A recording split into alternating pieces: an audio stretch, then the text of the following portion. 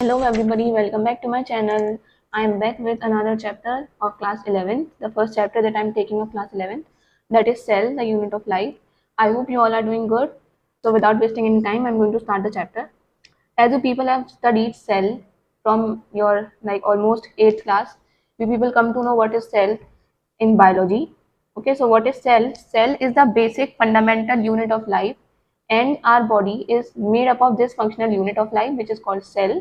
And without cell, there is no other substance which can ensure complete life. Okay, cell means a complete life itself. A single cell is capable of performing all the kind of functions that everybody that a normal human being as a collection of cell can do. That single process can be that all the process can be ensured in one single cell as well. ठीक है, तो cell is the basic fundamental unit of life, and through by the collection of so many cells all together, we are going to get a particular tissue, then organ, and then organ system, and then finally an organism. So what is the underlying unit inside the organism? That is cell. Okay, so when you look around you see both living and non-living things. You must have wondered and asked yourself, what is it that makes an organism living, or what is it that an inanimate thing does not have which a living thing has? So the inanimate thing does not have cell, which a living being has. The answer to this is the presence of the basic unit of life, which is cell.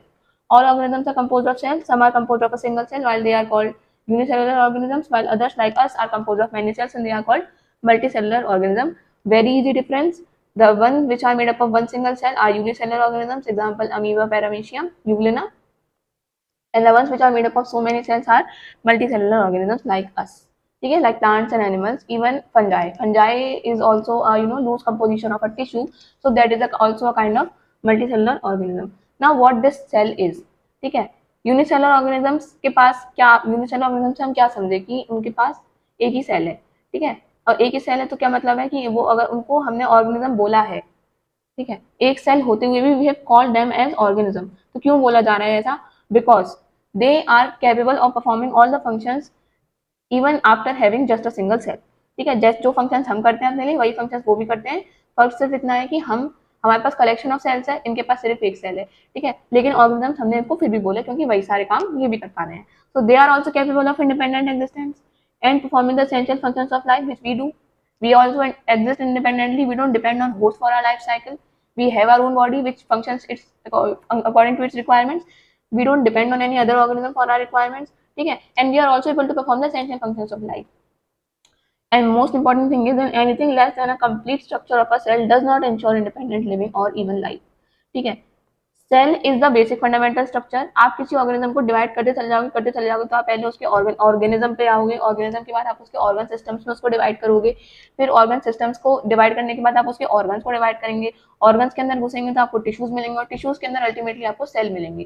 Cell के अलावा अगर आप किसी चीज पे unit of life की तरफ जाएं तो आप उसको फर्दर ब्रेक नहीं कर पाएंगे. फिर अगर आप उसको ब्रेक करते हैं then you will break it into its constituents which will not independently ensure complete life. ठीक है, cell is a basic constituent of life which ensures independent existence and which does not need any other organism for performing its daily functions. तो यही है कि anything less than a complete structure of a cell does not ensure independent living. Cell is the smallest one which ensures the independent living, and after that अगर आप molecules में तोड़ दोगे उस चीज को तो भी वो इंडिपेंडेंटली मॉलिक्यूल्स इंडिपेंडेंटली उसके कॉन्स्टिट्यूएंट्स अपनी इंडिपेंडेंट एग्जिस्टेंस को नहीं शो कर पाएंगे. इंडिपेंडेंट लाइफ वो चीज नहीं क्रिएट कर पाएगी जब तक वो लोग सेल के अंदर कॉन्स्टिट्यूटेड नहीं है तब तक. ठीक है, so hence cell is the fundamental structural and functional unit of all living organisms. अब चलते हैं कुछ डिस्कवरीज के ऊपर. ठीक है, Anton Leeuwenhoek first saw and described a life cell. Who described a dead cell for the first time? तो dead cell सबसे पहले किसने बताया था? Dead cell was discovered by Robert Hooke. Cork cells थे and it was 1665. Dead cork sales he discovered. और living cell सबसे पहले किसने बताए थे? लिविंग सेल सबसे पहले आपके बताए थे एंटन वैन ल्यूवेनहुक ने बताए थे. ठीक है, और उन्होंने देखा क्या था? उन्होंने बेसिकली स्पर्म्स डिस्कवर किए थे. एक पॉन्ड के अंदर उसने स्विमिंग स्पर्म जो थे वो डिस्कवर किए थे. लार्वा के स्पर्म हो सकते हैं, फ्रॉग के हो सकते हैं. ठीक है, वो उस टाइप के उन्होंने जो लिविंग सेल जो उन्होंने डिस्कवर किया था that was of a sperm in the pond. ठीक है, तो उन्होंने सबसे पहले लाइव सेल किसने बताया था? Live cells were discovered by Anton van Leeuwenhoek.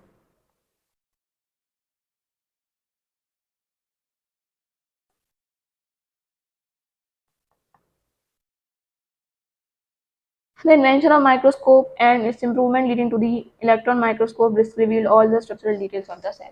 ठीक है, न्यूक्लियस इसी बीच में आया था, Robert brown Robert brown discovered nucleus. ठीक है, न्यूक्लियस की डिस्कवरी किसने की थी? रॉबर्ट ब्राउन ने करी थी। It was I guess 1839। ठीक है, और भी कुछ चीजें हैं जिसकी डिस्कवरी आपको पता होनी चाहिए, लाइक गोल्गी एपरेटस की कैमिलियो गोल्गी ने कही थी, वो तो आप आगे पढ़ोगे चैप्टर में। ठीक है, और राइबोसोम की डिस्कवरी किसने करी थी? राइबोसोम को पैलेट पार्टिकल्स बोला जाता है, तो राइबोसोम की डिस्कवरी पैलेट ने करी थी। ठीक है, और एंडोप्लाज्मिक रेटिकुलम की भी डिस्कवरी पता होनी चाहिए वैसे तो। ठीक है, तो एंडोप्लाज्मिक रेटिकुलम की डिस्कवरी किसने करी थी? पोर्टर ने। ठीक है, और आप डिस्कवरी किसकी चेक कर सकते हो? लाइसोसोम की डिस्कवरी किसने करी थी? तो लाइसोसोम की डिस्कवरी करी थी क्रिश्चियन डी ड्यूज ने। ये सब एक्स्ट्रा पॉइंट्स हैं कि कभी किसी मॉक टेस्ट वगैरह में आपको देखने को मिल जाए तो आप लगा सको। ठीक है, बाकी पूछते तो सिर्फ न्यूक्लियस के बारे में ही है। ठीक है, क्योंकि एनसीईआरटी में दिया हुआ है। राइबोसोम पैलेट पार्टिकल्स तो पैलेट ने करी थी, गोल्गी एपरेटस कैमिलो गोल्गी ने किया था, एंडोप्लाज्मिक रेटिकुलम पोर्टर, और लाइसोसोम क्रिश्चियन डी ड्यूज।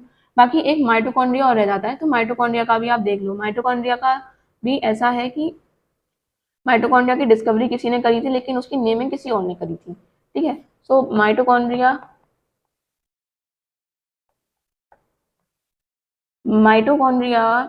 की डिस्कवरी करी गई थी कोलिकर ने। ठीक है, और उसकी नेमिंग किसने करी थी? इसने तो इसको डिस्कवर किया था, लेकिन माइटोकॉन्ड्रिया की नेमिंग किसने करी थी?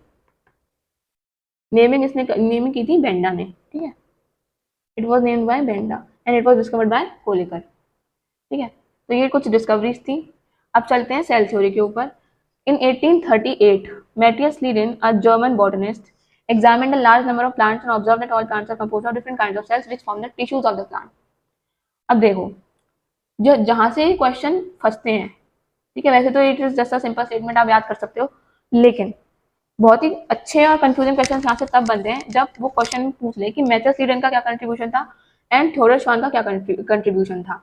ठीक है, तो आपको ये याद रखना है कि मैथियस लीडन ने सिर्फ ये देखा था कि ऑर्गेनिज्म से, मतलब देखा इसने प्लांट्स के ऊपर था, लेकिन बाकी इसने नोटिस क्या किया था कि organisms are composed of different kind of cells which form the tissues of the plant. कुछ स्पेसिफिकेशन वगैरह सेल के बारे में कुछ भी उसने नहीं दिया था, उसने सिर्फ ये देखा था, वो भी प्लांट्स में ही देखा था, कि that plants are composed of different kinds of cells which form the tissues of the plant। ये सिर्फ इतना काम किसने किया था?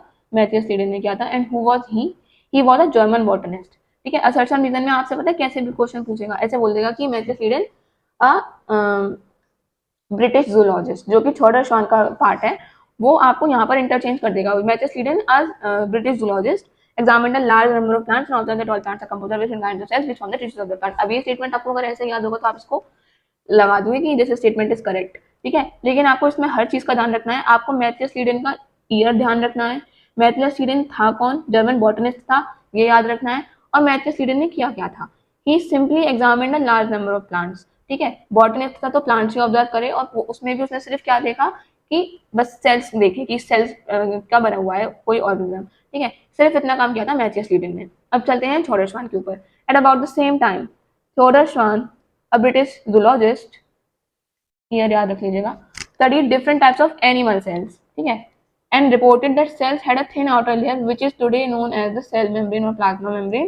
He also concluded based on studies on plant tissues that the presence of a cell wall is a unique character of the plant cells। अब देखो, ये वाला कंट्रीब्यूशन किसका है? ये कंट्रीब्यूशन श्वान का ही है। ठीक है, थ्योडर श्वान का ही कंट्रीब्यूशन है ये प्लांट्स के ऊपर जो स्टडी की थी वो ब्रिटिश जूलॉजिस्ट ने करी थी, लीडर ने करी थी, लेकिन सिर्फ क्या करा था, उसने बस सेल्स बताए थे कि सेल्स ऐसे ऐसे किसी प्लांट बॉडी के अंदर, plant body is made up of cells. ठीक है, सिर्फ उसने ये बताया था, लेकिन सेल प्लाज्मा मेम्ब्रेन के बारे में किसने बताया? थ्योडर श्वान ने बताया। ठीक है, सेल मेम्ब्रेन के बाद सेल वॉल के बारे में किसने बताया? ये भी थ्योडर श्वान ने बताया। ठीक है, तो ये याद रखना कि कंट्रीब्यूशन किस किसका सिर्फ कितना कितना है, उतना ही याद रखना। और असर्शन रीजन में या फिर स्टेटमेंट वाइज क्वेश्चन ऐसे ही आते हैं। ठीक है, अब यहाँ पे ब्रिटिश जूलॉजिस्ट की जगह उसने घुमा दिया, आपको जर्मन बॉटनिस्ट कर दिया, तो गलत हो जाएगा वो। ठीक है, अगर उसने स्टेटमेंट फॉर्म में ऐसा क्वेश्चन दे दिया तो उनके कंट्रीब्यूशन के बारे में आपको अच्छे से याद रखना है। ठीक है, On the basis of this, Schwann proposed the hypothesis that the bodies of animals and plants are composed of cells and products of cells. ठीक है, ये थ्योरी भी किसने समराइज करी थी? थ्योरी भी किसने समराइज करी थी? थ्योरी भी श्वान ने समराइज करी थी. So he proposed the hypothesis that bodies of animals and plants are composed of cells and products of cells. Plants में सेल वाली बात किसने प्रूव करी? प्लांट्स में सेल वाली बात प्रूव करी थी लीडन ने करी थी. ठीक है, मैथ्यू लीडन ने प्लांट में सेल वाली बात प्रूव कर दी और एनिमल्स को स्टडी करके सेल वाली बात किसने प्रूव कर दी? थियोडोर श्वान ने प्रूव कर दी that they are also made up of cells and products of cells. ठीक है, so they together formulated the cell theory and this theory however limitation of the theory is. ठीक है, theory की limitation पता होनी चाहिए. What is the limitation of cell theory? यहाँ आपके एनसीईआरटी में सिर्फ एक लिमिटेशन दी हुई है कि they could not explain the existence या फिर राइज ऑफ न्यू सेल्स. कि न्यू सेल्स आते कहाँ से हैं, ये वाली चीज ये लोग बता नहीं पाए अपनी सेल थ्योरी में कि नए सेल्स कैसे प्रोड्यूस हो रहे हैं. ठीक है, और एक लिमिटेशन इस चीज इसमें क्या थी? ठीक है, जो ये लोग नहीं बता पाए. लाइक इन्होंने सेल्स को स्टडी किया, जो भी बेसिक कंस्टिट्यूएंट एक सेल के अंदर होते हैं वही इन्होंने बाकी सेल्स में भी बाय डिफॉल्ट अज्यूम किए कि अगर एक सेल में मतलब एनिमल सेल्स में सारी सेल्स में अगर न्यूक्लियस और बाकी ऑर्गेनलीज हैं तो प्लांट सेल्स के अंदर भी बाकी सेल्स और बाकी मतलब बाकी ऑर्गेनलीज प्रेजेंट होंगे, न्यूक्लियस भी प्रेजेंट होगा सारी सेल्स में. ये चीज इन्होंने बेसिकली सारे सेल्स के लिए प्रोड्यूस करी थी थ्योरी. लेकिन इसका ड्रॉबैक एक ये भी था कि they could not explain why some cells like RBC did not possess nucleus. ठीक है, सो उनको वो ये नहीं बता पाए कि न्यूक्लियस ना होते हुए भी एक सेल सर्वाइव कैसे कर रहा है या कोई सेल जिंदा क्यों है. ठीक है, तो दे कुड नॉट एक्सप्लेन. देखिए, अगर आपके बोर्ड वगैरह में ये सब लिखने को आता है ना तो ये सब आपको लिखने की जरूरत नहीं है. एनसीईआरटी में सिर्फ एक ही बताई गई है लिमिटेशन की नए सेल्स कैसे अराइज होते थे, वो ये लोग नहीं बता पाए. लेकिन कुछ लिमिटेशंस हैं जो इस थ्योरी से एक्सप्लेन नहीं हो पा रही थी. वो यही थी कि it could not explain the absence of nucleus in some cells like RBC, mammalian RBC. ठीक है, वहाँ पे न्यूक्लियस नहीं होता.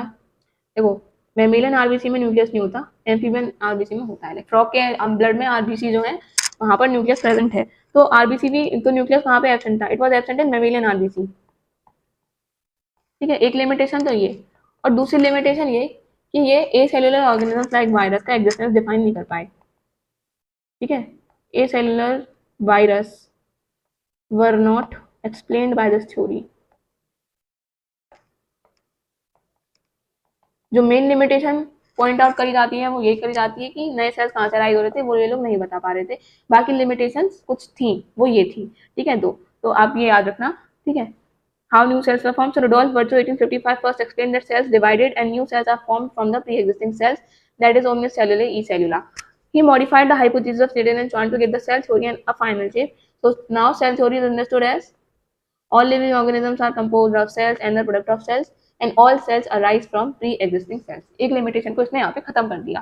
ठीक है, बाकी लिमिटेशन जैसे जैसे टाइम आगे बढ़ता गया आंसर होती चली गई. ठीक है, अब चलते हैं एन ओवरव्यू ऑफ सेल. अब इसमें पढ़ेंगे कि एक सेल को क्या क्या चीज़ें जरूरत होती है, क्या क्या ऑर्गेनलीज उसके अंदर होते हैं, कितने कितने टाइप्स के सेल आपको पढ़ने होंगे. ठीक है, so you have earlier observe cells in an onion peel और human cheek under the microscope. किए होंगे आपके स्कूल में, लेबोरेटरी में अगर करवाए हो तो you must people must have seen. Onion peel तो एटलीस्ट सबने देखा ही होगा, not human cheek. Let us recollect the structure. Onion cell, onion cell क्या है? Onion cell is a plant cell. तो अनियन सेल में क्या होगा? अनियन सेल का यूनिक फीचर क्या होगा जो कि श्वान ने देखा था? It would be having a cell wall around it, around the cell membrane. ठीक है, so the onion cell is a plant cell which will be having a distinct cell wall as its outer boundary and just within it is the cell membrane. Cells of the human cheek. Human cheek. We humans are animals and animal cells में plant cell wall होती है क्या? मतलब नहीं होती ना. तो यहाँ पर cell wall नहीं होगी. We will only be having cell membrane as the outermost boundary. So they have an outer membrane as a delimiting structure of the cell and which is cell membrane itself. Inside each cell is a dense membrane bound structure which is called nucleus. This nucleus contains the chromosomes which in turn contain the genetic material. ठीक है, देखो कोई भी cell है, ठीक है, तो cell को डिफाइन करने के लिए या फिर सेल के स्ट्रक्चर के लिए आप क्या पढ़ते हो? जैसे let me basically define you how you define the structure of cell. Structure of cell, structure of cell में आप सेल की बॉडी पढ़ते हैं एंड आप क्या पढ़ते हैं, सेल मेम्ब्रेन पढ़ते हैं, ठीक है। These two are the things which comes under the structure of cell.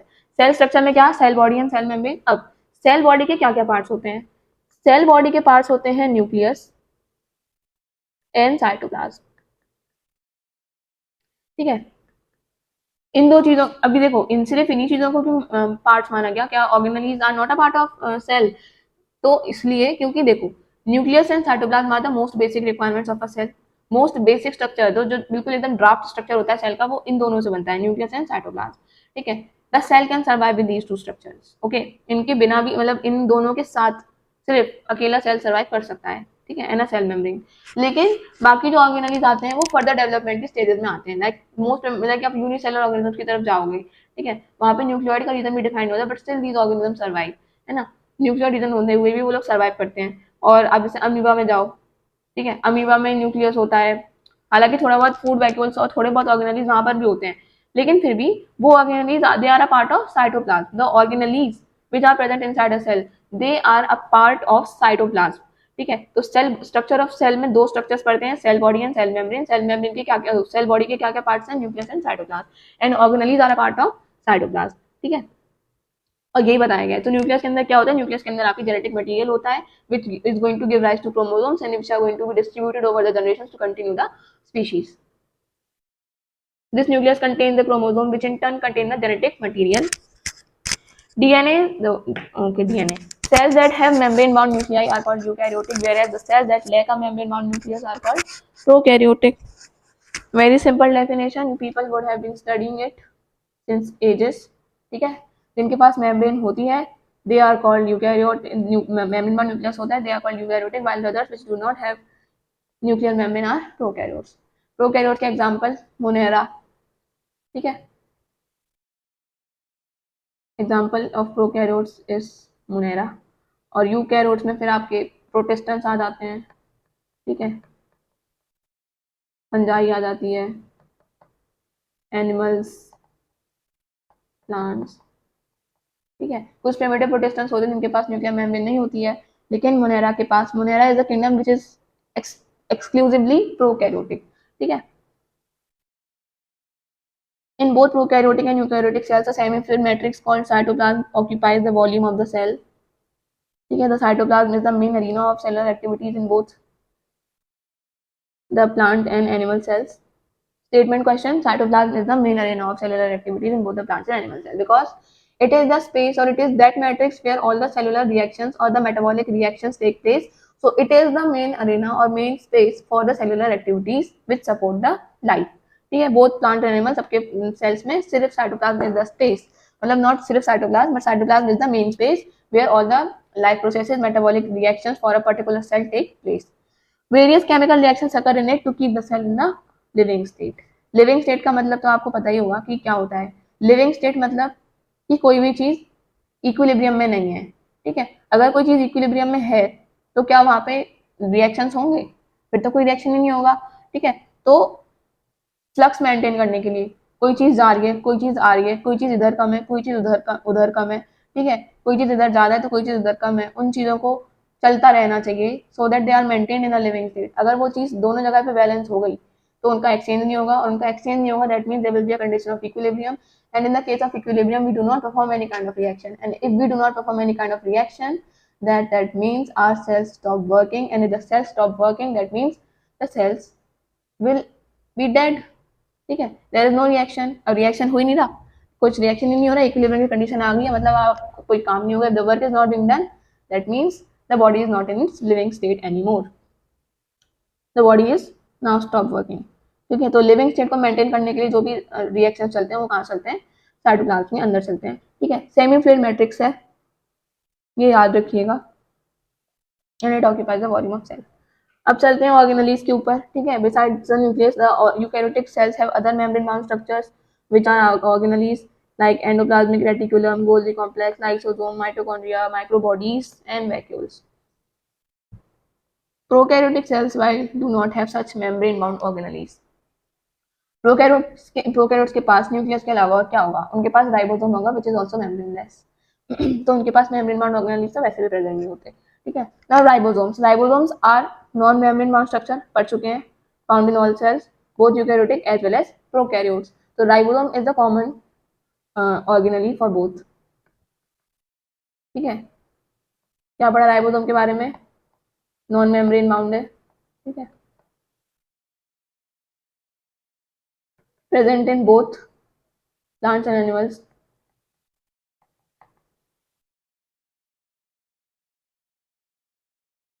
काम क्या है इसका? Protein synthesis. ठीक है, within the cell ribosomes are found not only in the cytoplasm but also within the two organelles,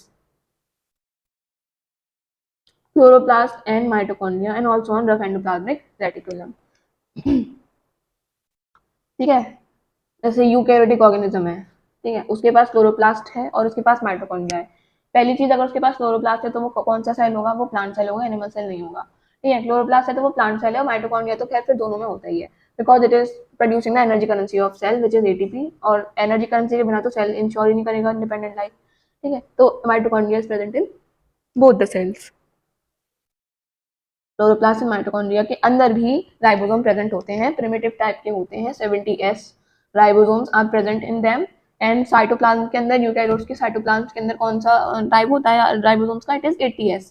ठीक है, और इसके अलावा रफ एंडोप्लाज्मिक रेटिकुलम में भी ये प्रेजेंट होते हैं, तो आप इसको लिख लीजिए, रफ एंडोप्लाज्मिक रेटिकुलम के ऊपर लगे हुए मिल जाएंगे, और क्लोरोप्लास्ट में मिलेंगे, और कहाँ मिलेंगे आपको? माइटोकॉन्ड्रिया के अंदर मिलेंगे ये। ठीक है, इन दोनों के अंदर कौन से वाले मिलेंगे? 70s, और ये क्योंकि साइटोप्लाज्म में आ जाते हैं तो यहाँ पे फिर 80s वाले मिलेंगे। ठीक है, ये याद रखिएगा। Now animal cells contain another non membrane bound organelle which is called centrosome, which helps in cell division. Now this centrosome specifically present in animal cell. Let's change the pen colors now. ठीक है, centrosome is again a non membrane bound organelle found in animal cells only. काम क्या है इसका? Cell division. ठीक है, क्यों है सेल डिवीजन का काम इसका? क्योंकि इसके अंदर से फाइबर्स प्रोड्यूस होते हैं, ठीक है, विच आर स्पिंडल फाइबर्स इसके थ्रू प्रोड्यूस होते हैं, जो कि आपके क्रोमोसोम्स को अटैच होकर क्रोमोसोम्स को सेपरेट करते हैं। ठीक है, इसीलिए इसका काम सेल डिवीजन में होता है। और बाकी centrosome is association of two centrioles which are arranged perpendicularly. ठीक है, ये एक सेंट्रियोल है, ठीक है, तो दिस इज अनदर सेंट्रियोल। ये अरेंजमेंट मिलके पूरा क्या बनाता है? Centrosome, and they will be surrounded by their own matrix. ठीक है, नॉन मेम्ब्रेन बाउंड मैट्रिक्स है, लेकिन फिर भी उनका कुछ ना कुछ सराउंडिंग में मेम्ब्रेन मैट्रिक्स पड़ी रहूंगी। ठीक है, उस पूरे स्ट्रक्चर को आप सेंट्रोसोम बोलते हो। ठीक है, इधर तो इतना ही लिखा हुआ है, इतना ही पता है। Now cells differ greatly in size, shape and activities. For example mycoplasm, smallest cells, ठीक है, they are only 0.3 micrometer in length.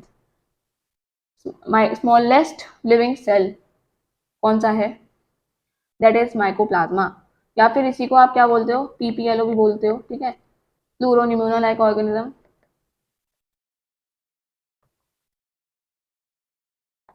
Pleuropneumonia like organism, it is the full form of PPLO. These are the smallest cells being known. What is their size? Their size is just 0.3 micrometer in length.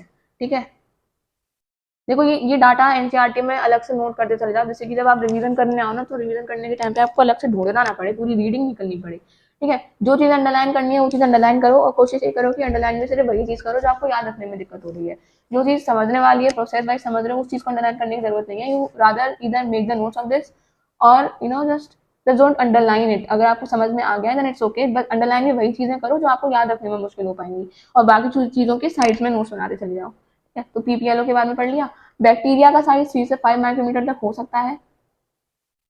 तो bacteria का size कितना बताया हमने? It is 3 to 5 micrometer.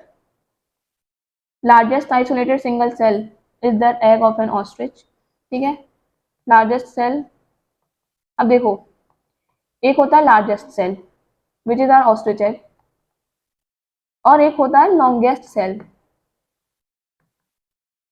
यहाँ पे हमने size की बात करी थी, यहाँ पे हम लेंथ की बात करेंगे। ठीक है, और जो लॉन्गेस्ट सेल है वो कौन सा है हमारा? नर्व सेल या फिर न्यूरॉन।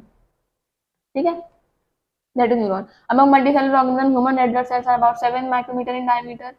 तो RBC 7 माइक्रोमीटर इन डायमीटर, ठीक है। और nerve cells are some of the longest cells, ठीक है। cells also vary greatly in their shape, they may be disc like, polygonal, columnar, cuboidal, thread like or even irregular. The shape of the cells may vary with the function they perform, ठीक है। cells का function is a basic factor which determine the shape of a particular kind of cell, ठीक है। cells के function के basis के हिसाब से ही, मतलब shape के basis के हिसाब से भी, function के basis के हिसाब से भी cells का जो shape है वो define हो सकता है। अब आप देखो कहीं पे support की जरूरत है तो वहां पर सेल्स कैसे होंगे, पिलर लाइक सेल्स होंगे, लाइक तो फिर वो कहाँ पर हो गए, कोलमन एपिथेलियल सेल्स हो गए। They are long in nano और इनका फंक्शन एब्जॉर्प्शन और सिक्रीशन के साथ साथ सपोर्ट का भी है, ठीक है।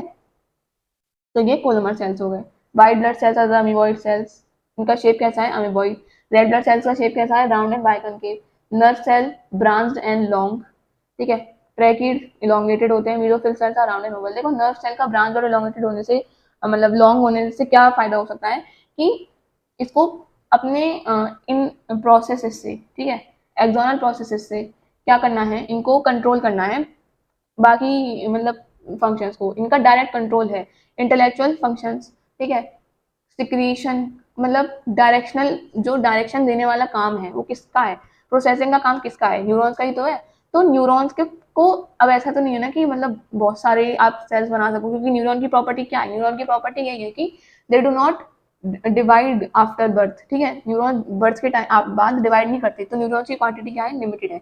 तो न्यूरॉन्स को ज्यादा से ज्यादा आपकी पूरी बॉडी में फैलने की जरूरत है, इसीलिए they are branched and they are long, ठीक है। जिससे कि वो ज्यादा, मतलब ज्यादा से ज्यादा न्यूरॉन्स अपना इम्पैक्ट हर सेल की तरफ दिखा सकें, क्योंकि सेल्स की क्वांटिटी, नॉर्मल सेल्स की क्वांटिटी ज्यादा है as compare to our neurons. इसीलिए न्यूरॉन्स को ब्रांच आउट होना पड़ा, जिससे कि वो ज्यादा से ज्यादा सेल के अंदर अपना जो भी इम्पैक्ट है वो डाल सकें, ठीक है।